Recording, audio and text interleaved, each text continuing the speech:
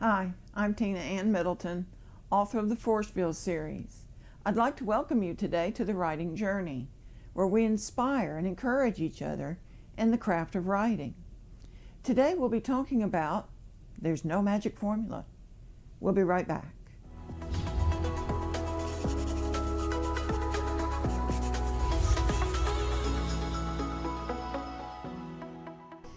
Writing is a wonderful creative outlet. It allows us to take our imagination and just run with it. But it can be a daunting task to take what's here and turn it into a book, to organize it so that it presents a story. There are times we might even wish there was a magic formula that would help us to take what's in here and put it in here or on paper. Now, before I get started on this, I would like to remind you, if you like these videos, please subscribe to my channel, The Writing Journey. Be sure that you ring the bell so that you get notified of future videos. Also follow me on Facebook, Twitter, and my Amazon author page. So let's talk about magic formulas. When I went to college, LSUS, Louisiana State University in Shreveport, I had a professor that taught applied statistics. I almost don't like saying that word statistics. That class about gave me an ulcer. But this one, it was funny because the students would go to Dr. Lynn and they would ask him, what's the formula? We wanted the formula to learn how to do these different problems. That way we could just plug the numbers in. Dr. Lynn's response? No formula, concept. He didn't want us to get hung up on following a formula all the time and perhaps miss something important we were supposed to be learning. You know what? That could apply to writing as well. There's not really a formula that we can just plug our words in. It's the concept of taking what's in here and sharing it. Or maybe I should say taking what's in here and sharing it. Because when you think about it, isn't that where the stories really come from? There are things that can guide us. There are college classes. In fact, again, when I was at LSUS, I think it was my senior year, I almost took a novel writing class. But I had another class that was going to be, I knew, very difficult, very time consuming. It might have even been one of the other statistics classes. That would have been the junior year. But anyway, whichever year it was, I looked at this class. I really wanted to take that novel writing class. But I would have had to complete a novel in that semester. And I had this other class that was going to be very difficult and time consuming. So the novel writing class was set aside. I did not take it.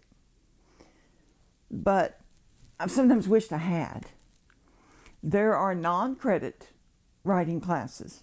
Those are usually like creative writing. So college classes can be helpful. Books. There are so many books on the market for teaching you how to write. Actually, I think they're guides in writing. I could be wrong, but I don't think there's a book out there that says how to write a novel. But there might be books that will guide you in writing a novel, or writing a nonfiction book, or writing a cookbook, which I'm going to laugh a little bit here. I think some of those cookbooks might have a little bit of fiction in them. When they say, we'll make 36 cookies and you get 24 instead.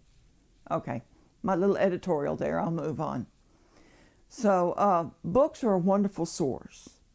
I have a couple that I like to use. One is, I have to think about it for a minute.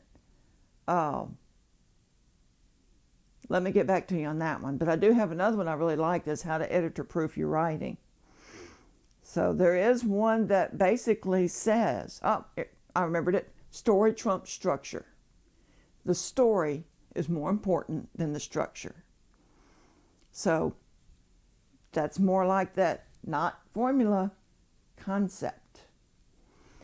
There are sources online, YouTube videos, articles from other writers, that kind of thing. There are disadvantages to trying to follow a formula. Say you did find one that says do A, B, C, and D. That's got the potential to make your writing very stiff. And it's probably not going to sound like you. If you use the formula like that, or if I used one, and then I go back and look at it, it's not going to sound like me. It's going to sound like that formula. Kind of mechanical, you know? We don't want that. There are advantages. If you follow kind of a loose formula, for lack of a better word, you know, in here, it can help with organization. I don't know about you, but I can tend to be kind of all over the place. You know, like a squirrel on espresso. So following a loose formula can help to keep me in line. You know, do this and this. Be sure to keep things, but not definitely A, B, C, D.